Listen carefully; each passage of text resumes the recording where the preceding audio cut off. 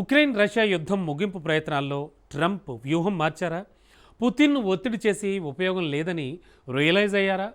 జెలెన్స్కీని Putin మాట వినమంటూ ఒత్తిడి చేస్తున్నారా? 4 రోజులుగా జరుగుతున్న నాటకీయ పరిణామాలన్నీ చూస్తే అవుననే సమాధానమే వినబడుతోంది.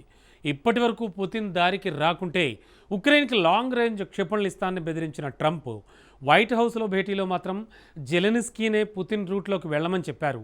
అంతేనా? ఆస్ట్రేలియా పీఎం సమక్షంలో ఉక్రెయిన్ గెలుపు అంత ఈజీ కాదని ప్రకటించారు.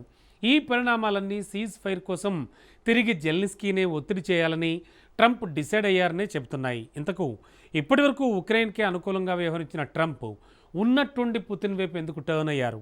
రష్యా అధినేతను తన దారికి తెచ్చుకోవడం అసాధ్యమని రియలైజ్ అయ్యారా? బుడాపెస్ట్ భేటీలో పుతిన్ ట్రంప్ భేటీ భీకర యుద్ధాన్ని ముగించడం ఖాయమేనా? Let's watch it. ఉక్రెయిన్ యుద్ధాన్ని ముగించే ప్రయత్నంలో బిగ్ ట్విస్ట్. సడన్ గా పుతిన్ వైపు టర్న్ అయిన అమెరికా అధ్యక్షుడు.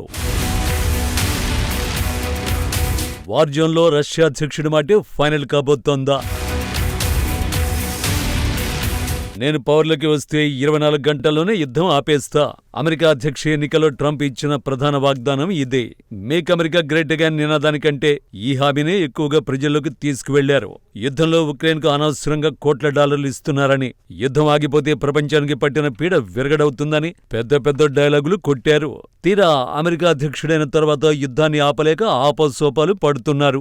ఈ యుద్ధానికి ముగింపు రావాలంటే ఒకటే దారి, అది పుతిన్ డిమాండ్కు జెలెన్స్కీని ఒప్పించడం. ట్రంప్ ఆ దిశగా ప్రయత్నిస్తే సీజ్ ఫైర్ విషయంలో ఈపాటికే ఓ క్లారిటీ వచ్చి ఉండేది. కానీ ఆ పని చేయకపోగా జో బైడెన్ లానే జెలెన్స్కీకి ఫేవర్ గా పుతిన్ పై ఒత్తిడి తెచ్చే ప్రయత్నాలే చేశారు. 4 రోజుల క్రితం కూడా అదే చేశారు. పుతిన్ యుద్ధం ఆపకపోతే ఉక్రెయిన్ కు తోమహాక్ క్షిపణులు ఇస్తామని స్పష్టం చేశారు. ఉక్రెయిన్ కు 2000 తోమహాక్ క్షిపణులు ఇస్తే మీకు ఓకేనా అని రెచ్చగొట్టారు. కానీ బెదిరింపులు పుతిన్ దగ్గర వర్కౌట్ అవ్వలేదు. ఉక్రెయిన్ కు తోమహాక్లు ఇస్తే ఏం చేయాలో తనకు తెలుసని ట్రంప్కే వార్నింగ్ ఇచ్చారు. సుదీర్ఘ యుద్ధం ముగిసేలా పుతిన్ ఒత్తిడి చేయడానికి ట్రంప్ ఎంచుకున్న చివరి ఆప్షన్ తోమహాక్ క్షిపణులే. కానీ ఆ క్షిపణులకు కూడా పుతిన్ బెదరకపోవడంతో ట్రంప్ వ్యూహం మార్చారు. పుతిన్ ఒత్తిడి చేసి దారికి తెచ్చుకోవడం ఇంపాసిబుల్ అన్న నిర్ణయానికి వచ్చారు. ఇప్పుడు చివరి ఆప్షన్ గా జెలెన్స్కీని ఒత్తిడి చేయాలని డిసైడ్ అయ్యారు. రీసెంట్ గా వైట్ హౌస్ లో అదే జరిగింది. తోమహాక్ క్షిపణులు ఇస్తారని కొండంత ఆశతో వాషింగ్టన్ వెళ్లిన జెలెన్స్కీకి దిమ్మ తిరిగిపోయే షాక్ ఇచ్చారు ట్రంప్. మార్చిలో జరిగిన రచ్చకు ఏమాత్రం తీసిపోని విధంగా జెలెన్స్కీతో వాగ్యుద్ధానికి దిగారు. నాడు మీడియా ముందు ప్రపంచం చూస్తుండగానే మాటల యుద్ధం జరిగితే అక్టోబర్ 17న మాత్రం తెలివిగా సీక్రెట్ గా జెలెన్స్కీతో డైలాగ్ వార్ షురూ చేశారు. పుతిన్ ప్రతిపాదనలకు ఓకే చెప్పి యుద్ధాన్ని వీలైనంత త్వరగా ముగించాలని ఉక్రెయిన్ అధినేత జెలెన్స్కీపై ట్రంప్ తీవ్రస్థాయిలో ఒత్తిడి తెచ్చారు. పబ్లిక్ గా కీవ్ కు తోమహాక్ క్షిపణులిచ్చి పుతిన్ ఇబ్బంది పెడతానని చెప్పిన ట్రంప్ తనతో సమావేశ సమయంలో పుతిన్ కు అనుకూలంగా మాట్లాడడంతో అవాక్కవడం జెలెన్స్కీ వంతైంది. ఈ ఒప్పందానికి అంగీకరించకపోతే పుతిన్ ఉక్రెయిన్ సర్వనాశనం చేస్తాడని ట్రంప్ బెదిరించినట్లు ఫైనాన్షియల్ టైమ్స్ పత్రిక కథనంలో పేర్కొంది. కానీ సుదీర్ఘ యుద్ధానికి ఎండ్ కార్డు వేసేందుకు పుతిన్ చేస్తున్న డిమాండ్లు ఏంటి? వైట్ హౌస్ లో సమావేశం కాగానే ట్రంప్ కు వార్ జోన్లో పరిస్థితిని తెలియచేస్తూ ఉక్రెయిన్ బృందం కొన్ని మ్యాపులు ఇచ్చింది. కానీ ట్రంప్ మాత్రం వాటిని పక్కన పెట్టేశారు. ఎందుకంటే వాటి వల్ల ఎటువంటి ఉపయోగం లేదని ట్రంప్ కు అర్థమైంది. పైగా ఉక్రెయిన్ కు ఆయుధాలు ఇచ్చే ఆలోచనలోనూ ట్రంప్ లేడు. యుద్ధంలో ఉక్రెయిన్ గెలుస్తుందన్న నమ్మకము అధ్యక్షుడికి లేదు. ఈ క్రమంలోనే పుతిన్ తలుచుకుంటే మిమ్మల్ని నాశనం చేస్తాడని జెలెన్స్కీని ట్రంప్ హెచ్చరించాడు. రష్యా ఆర్థిక వ్యవస్థ చాలా బలంగా ఉందని చెప్పారు. యుద్ధం ముగియాలంటే పుతిన్ డిమాండ్ను అంగీకరించడం ఒక్కటే ఆప్షన్ అని స్పష్టం చేశారు. ఈ విషయాలని వాషింగ్టన్ పోస్ట్ తన కథనంలో పేర్కొంది.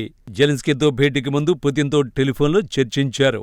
ఆ టెలిఫోన్ సంభాషణలో యుద్ధం ముగియాలంటే ఉక్రెయిన్లోని కీలక ప్రాంతాన్ని తమకు అప్పగించాలని పుతిన్ డిమాండ్ చేశారు. ఆ ప్రాంతం మరేదో కాదు, ఉక్రెయిన్కు ఆర్థికంగా ఆయువు పట్టుగా ఉన్న డొనెట్స్క్. ఈ ఒక్క ప్రాంతాన్ని తమకు అప్పగిస్తే తమ సేనల అధీనంలో ఉన్న జపోరిజియా, ఖెర్సన్లోని కొన్ని భూభాగాలను ఉక్రెయిన్కు అప్పజెప్పేందుకు పుతిన్ సానుకూలతను వ్యక్తం చేశారు. కట్ చేస్తే ఆస్ట్రేలియా ప్రధాని ఆల్బనీస్ సమక్షంలో ట్రంప్ మరో కీలక వ్యాఖ్య చేశారు. ఆ కామెంట్ ఉద్దేశం కూడా జెలెన్స్కీ వెనక్కి తగ్గడం ఒక్కటే ఆప్షన్ అని చెప్పడమే. I never said they would win it. I said they could win. Anything can happen. You know, war is a very strange thing. A lot of bad things happen, a lot of good things happen. If you look at the Middle East, I would say prior to us hitting Iran so hard, we could have never made that deal because you would have had a dark cloud over the Middle East when we took out their nuclear capability, which was one of the great military maneuvers of all time. సుదీర్ఘ యుద్ధాన్ని Ukraine గెలిచే అవకాశం ఉందని, కానీ అది అసాధ్యమని కాదని తెలిపారు. చాలా కష్టమని మాత్రం అనిపిస్తోందని ట్రంప్ వ్యాఖ్యానించారు. ఐక్యరాజ్యసమితి సమావేశంలో ఉక్రెయిన్ గెలిచే అవకాశం ఉందంటూ తాను ఇప్పటికే చేసిన వ్యాఖ్యలపై వివరణ ఇస్తూ ట్రంప్ మాట్లాడారు. నేను ఎప్పుడూ వారు గెలుస్తారని చెప్పలేదు, గెలిచే అవకాశం ఉందని మాత్రమే అన్నాను. యుద్ధం అనేది చాలా విచిత్రమైనది, ఏదైనా జరగచ్చు అని ట్రంప్ అన్నారు. అదే సమయంలో ఆయన యుద్ధం అలా జరగడం వల్ల మానవ నష్టాలు పెరుగుతున్నాయని, తక్షణ శాంతి ప్రయత్నాలు అవసరమని పేర్కొన్నారు. దీనికి కొన్ని గంటల ముందు ఉక్రెయిన్ అధ్యక్షుడు జెలెన్స్కీ ట్రంప్ను రష్యాపై మరింత కఠినంగా వ్యవహరించాలని కోరారు. ఎన్బీసీ న్యూస్కి ఇచ్చిన ఇంటర్వ్యూలో పుతిన్ హమాస్ లాంటివాడు కాదు, మరింత బలమైనవాడు, అందుకే ఆయనపై ఎక్కువ ఒత్తిడి అవసరమన్నారు.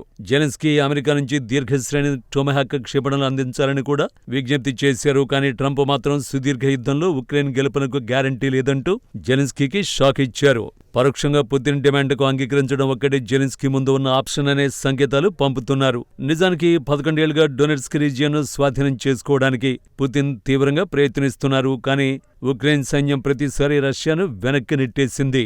ఈ ప్రాంతం ఉక్రెయిన్కు కీలకమైనది. రష్యా రాజధాని మాస్కోకు వెళ్లే మార్గంలో రక్షణ గోడగా పనిచేస్తుంది. ఇదే సమయంలో డొనెట్స్క్ ప్రాంతం రష్యాకు వ్యూహాత్మకంగా అలాగే ఆర్థికంగా ముఖ్యమైనది. సహజ వనరులు, పారిశ్రామిక మౌలిక సదుపాయాలకు డొనెట్స్క్ కేరఫ్ అడ్రస్. ప్రస్తుతం డొనెట్స్క్ రీజియన్లోని 75% భూభాగం తమ అధీనంలోనే ఉందని రష్యా చెబుతోంది. స్లోవియాన్స్క్, క్రమటార్స్క్లు మాత్రమే ఉక్రెయిన్ చేతిలో ఉన్నాయంటోంది. వెంటనే వాటిని అప్పగించాలని పట్టుబడుతోంది. దీనికి జెలెన్స్కీ అంగీకరిస్తే వెంటనే యుద్ధం ముగుస్తుందని హామీ ఇస్తోంది. ఇప్పుడు ట్రంప్ కూడా పుతిన్కే మద్దతుగా వ్యవహరిస్తున్నారు. కాబట్టి ఈ విషయంలో జెలెన్స్కీ ఎలా ముందుకు వెళ్తారు అన్నది అసలు ప్రశ్న. దీనిపై క్లారిటీ రావాలంటే బుడాపెస్ట్ సమావేశం వరకు వేచి చూడాల్సిందే. ఆ భేటీకి జెలెన్స్కీ కూడా హాజరు కావాలని అనుకుంటున్నారు. సో త్వరలో జరగబోయే బుడాపెస్ట్ భేటీలో సుదీర్ఘ యుద్ధానికి ముగింపు ఉందో లేదో క్లారిటీ వచ్చే అవకాశం ఉంది.